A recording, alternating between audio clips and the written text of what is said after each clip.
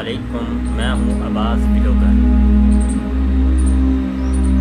सलाब दे विच ना बड़े बड़े वड्डे वड्डे सप्प, बड़ियां बड़ियां बलावां आईयां। आवाम दी मुसीबतां जो और बड़ा इजाफा हो गया। बस अल्लाह से दुआ आ कि अल्लाह माफ़ करे इन्हां कि आ सलाब दे विच एक सप्प आया, बहुत ही वड्डा सप्प आ। इन्हें पूरी बकरी, पता नहीं बकरा आया या बकरी, पूरी जड़ा साबत जानवर खा लिया।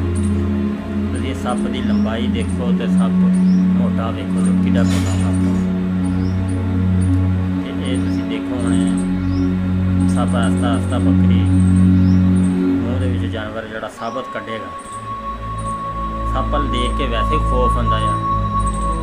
आवाम बेचारी जिहड़ी आ सलाब दे विच तंग आ, पानी तो अगे तंग आ, तो यह जी बलावां तो तंग आ।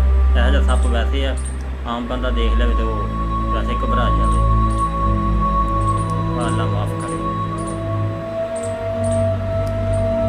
पूरा सप्प देखो तुसीं, बस अल्लाह माफ़ करे।